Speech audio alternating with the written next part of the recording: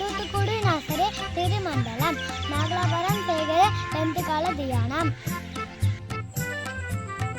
தலைப்பு ஜெயம். மரணம் ஜெயமாக விழுங்கப்பட்டது.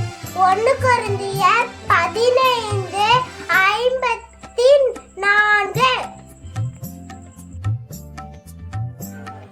இன்றைய தியானம். அறியப்படாத நோய்கள் பெருகிக் கொண்டே இருக்கிறது. மனிதனுக்கு மனிதன் வெறுப்பு, பெருமை, பொறாமை நாளுக்கு நாள் கூடிக்கொண்டே போகிறது. விதவிதமான அடிமைத்தனத்தில் மனிதன் சிக்கிக்கொண்டே இருக்கிறான். இவை அனைத்தும் மனிதனை அன்பு, சந்தோஷம், சமாதானத்தில் இருந்து பிரித்துவிட்டது. எல்லோரையும் மரணத்தை நோக்கியும் கல்லறையை நோக்கியும் வழி நடத்துகின்றது. மனிதனை நோயிலிருந்து மீட்டு, அடிமைத்தனத்தில் இருந்து, மரணத்திலிருந்து மீட்டு காப்பாற்ற ஒருவரும் இல்லையா? என்ன ஒரு நம்பிக்கையற்ற வாழ்க்கை!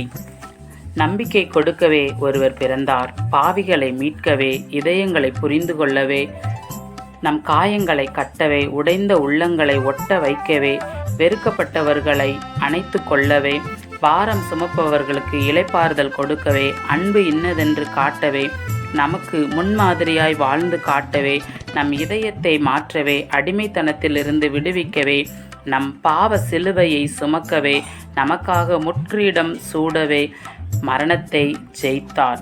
பிதாவோடு நம் கைகள் இணைக்கப்படுவதற்கு, நீதிமானுக்கு பலனான ஜீவனை கொடுக்கவே நம்முடைய கடவுளாகிய இயேசு கிறிஸ்து சிலுவையில் மரணத்தை ஜெயித்தார்.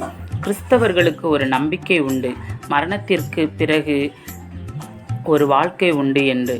ஆம், மற்ற மக்களுக்கு எல்லாம் மரணம் அடைந்தால் வாழ்க்கை முடிந்துவிட்டது என்று நினைப்பார்கள். ஆனால் கிறிஸ்தவர்களாகிய நாம், நமக்கு மரணத்திற்கு பிறகுதான் ஒரு புதிய வாழ்க்கை வாழப்போகிறோம் என்ற நம்பிக்கை இருக்கிறது. இந்த நம்பிக்கைக்கு காரணம் நம்ம கடவுளாகிய இயேசு கிறிஸ்து சிலுவையில் மரணத்தை ஜெயித்தார். ஆமேன்.